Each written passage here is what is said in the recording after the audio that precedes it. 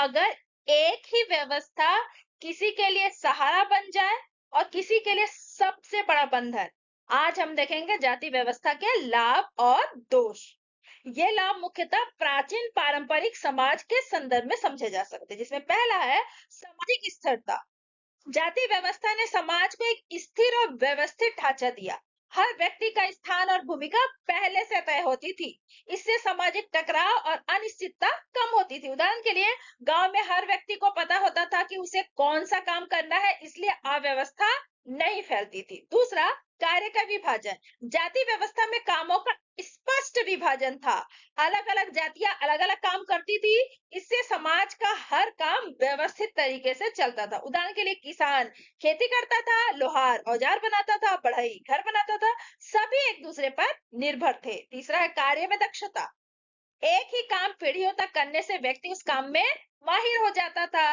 अनुभव और कौशल बढ़ते थे, उत्पादन की गुणवत्ता भी अच्छी होती थी। उदाहरण के लिए कुम्हार परिवार पीढ़ियों से बर्तन बनाते थे, इसलिए उनके बनाए गए जो बर्तन है वो मजबूत और सुंदर होते थे। चौथा है सामाजिक सहयोग और परस्पर निर्भरता। जाति व्यवस्था में सभी जातियां एक दूसरे पर निर्भर थी। हर जाति समाज के लिए जरूरी काम करती थी। इससे सहयोग की भावना विकसित होती थी। उदाहरण के लिए एक किसान को खेती के लिए लोहार के औजार चाहिए, लोहार को भोजन के लिए किसान पर निर्भर रहना पड़ता था। अगला है परंपराओं और संस्कृति का संरक्षण। जाति व्यवस्था ने संस्कृति और परंपराओं को सुरक्षित रखने में मदद की। हर जाति अपनी परंपराएं और रीति रिवाज आगे बढ़ाती थी। सांस्कृतिक पहचान बनी रहती थी। ब्राह्मणों ने धार्मिक ज्ञान और पूजा पद्धति को पीढ़ी दर पीढ़ी सुरक्षित रखा। अगला है सामाजिक सुरक्षा। जाति व्यवस्था व्यक्ति को एक प्रकार की सामाजिक सुरक्षा प्रदान करती थी। संकट के समय जाति के लोग एक दूसरे की मदद करते थे। बेरोजगारी की समस्या कम थी क्योंकि काम पहले से तय था। उदाहरण के लिए अगर किसी कारीगर की आर्थिक स्थिति खराब हो जाती थी तो उसकी जाति के लोग उसकी मदद करते थे। प्रतिस्पर्धा की कमी।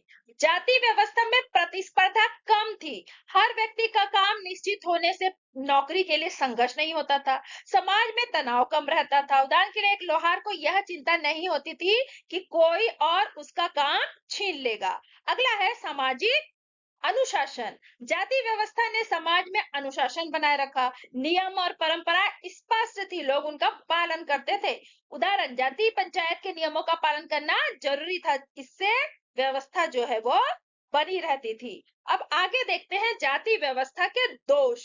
ये दोष भारतीय समाज में असमानता और सामाजिक समस्याओं के मुख्य कारण माने जाते थे, जिसमें पहला है सामाजिक असमानता। जाति व्यवस्था ने समाज को ऊंच नीच में बांट दिया, जिससे बराबरी खत्म हो गई। कुछ जातियों को ऊंचा दर्जा मिला जबकि कुछ को बहुत नीचे रखा गया। सम्मान, अधिकार और अवसर समान नहीं थे। उदाहरण के लिए ब्राह्मण को सम्मान और विशेष अधिकार मिलते थे जबकि दलितों को मंदिर में प्रवेश तक नहीं मिलता था। दूसरा है छुआछूत और भेदभाव। यह व्यवस्था छुआछूत जैसे अमानवीय प्रथा को जन्म देती है। निम्न जातियों को अस्पृश्य माना जाता था, उनके साथ सामाजिक दूरी रखी जाती थी। उदाहरण के लिए दलितों को अलग बर्तनों में खाना दिया जाता था या सार्वजनिक कुएं से पानी लेने नहीं दिया जाता था। अगला है अवसरों की कमी। जाति व्यवस्था में व्यक्ति को अपनी क्षमता और रुचि के अनुसार काम चुनने की स्वतंत्रता नहीं थी। पेशा जन्म से तय होता था, प्रतिभा का सही उपयोग नहीं हो पाता था। उदाहरण के लिए अगर कोई शूद्र पढ़ लिख कर शिक्षक बनना चाहता तो उसे अवसर नहीं मिलता था। अगला है सामाजिक गतिशीलता का अभाव। यह एक बंद व्यवस्था है जिसमें ऊपर उठने का मौका नहीं होता। व्यक्ति जीवन भर उसी जाति और स्थिति में रहता है। मेहनत या योग्यता से स्थिति नहीं बदलती। उदाहरण के लिए कोई व्यक्ति मेहनत करके भी अपनी जाति बदल नहीं सकता था। सामाजिक एकता में बाधा। जाति व्यवस्था ने समाज को छोटे छोटे समूहों में बांट दिया, जिससे एकता कमजोर हुई। जाति के आधार पर भेदभाव और दूरी। उदाहरण के लिए लोग अपनी जाति को प्राथमिकता देते थे, जिससे समाज में आपसी संघर्ष होते थे। अगला है आर्थिक विकास में बाधा। यह व्यवस्था आर्थिक प्रगति को धीमा करती है। प्रतिभाशाली लोग अपनी क्षमता के अनुसार काम नहीं कर पाते। उदाहरण के लिए अगर कोई व्यक्ति व्यापार में अच्छा है लेकिन उसकी जाति का काम खेती है तो वह अपनी प्रतिभा का उपयोग नहीं कर पाता। अगला है शोषण और अत्याचार। निम्न जातियों का शोषण होता था, उन्हें कम मजदूरी और कठोर काम दिए जाते थे, उनके अधिकारों का हनन होता था। उदाहरण के लिए दलितों को मजबूरी में कम पैसे पर कठिन काम करना पड़ता था। अगला है लोकतंत्र और समानता के खिलाफ। जाति व्यवस्था लोकतांत्रिक मूल्यों के विरुद्ध है। समानता और स्वतंत्रता का अभाव, सभी को समान अधिकार नहीं मिलते। उदाहरण के लिए आज के संविधान में सभी को समान अधिकार दिए गए हैं, लेकिन जाति व्यवस्था इसका विरोध करती है। अगला है मानसिक तनाव और हीन भावना। यह व्यवस्था लोगों में हीन भावना पैदा करती है। निम्न जाति के लोग खुद को कम समझते हैं, आत्मविश्वास कम हो जाता है। उदाहरण के लिए एक दलित बच्चा स्कूल में भेदभाव झेलने के कारण पढ़ाई में पीछे रह जाता। अगला है सामाजिक प्रगति में बाधा। जाति व्यवस्था समाज के आधुनिकीकरण और विकास को रोकती है। नई सोच और बदलाव को स्वीकार नहीं किया जाता। पुरानी परंपराएं विकास में बाधा डालती। उदाहरण के लिए नई शिक्षा और तकनीक को अपनाने में देरी होती है। जाति व्यवस्था ने समाज को बांटा, बराबरी को रोका और विकास को धीमा कर दिया। चलिए अब इसको हम एक कहानी के माध्यम से समझते हैं। दो गांवों की कहानी, पहचान या बंधन। दो गांव बहुत समय पहले एक ही नदी के किनारे दो गांव बसे थे। पहला गांव व्यवस्थितपुर, दूसरा गांव बंधनपुर। दोनों गांव में एक ही व्यवस्था थी, जाति व्यवस्था, लेकिन असर बिल्कुल अलग।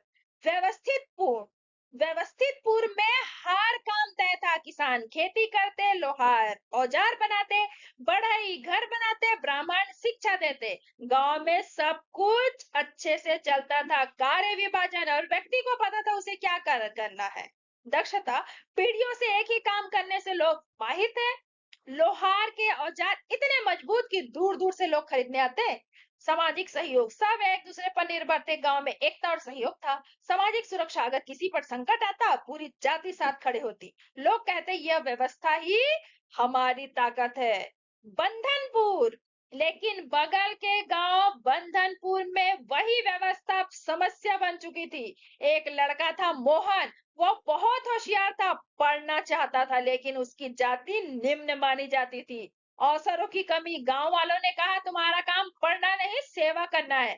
भेदभाव और छुआछूत, मोहन को स्कूल में अलग बैठाया जाता, मंदिर में जाने से रोका जाता। सामाजिक असमानता, ऊंची जाति वाले को सम्मान और मोहन को अपमान। सामाजिक गतिशीलता का अभाव, तुम चाहे जितनी मेहनत करो तुम्हारी जाति नहीं बदल सकती। मोहन की आंखों में आंसू थे। क्या मेरा सपना मेरी जाति से छोटा है? एक दिन नदी में बाढ़ आई, दोनों गांव संकट में थे। व्यवस्थितपुर में सबने मिलकर काम किया और जल्दी समन गए, लेकिन बंधनपुर में लोग जाति के आधार पर बटे रहे और नुकसान बहुत ज्यादा हुआ। बदलाव, मोहन ने हार नहीं मानी, वह गांव छोड़कर शहर चला गया, पढ़ाई की, मेहनत की और एक दिन अफसर बन गया। वह वापस बंधनपुर आया और बोला व्यवस्था तब तक अच्छी है जब तक वह इंसान को जोड़ती है, तोड़ती नहीं।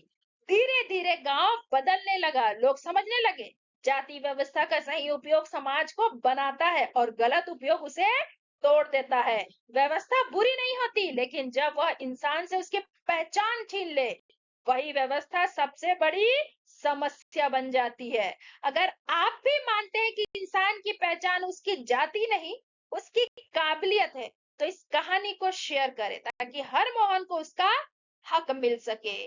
धन्यवाद।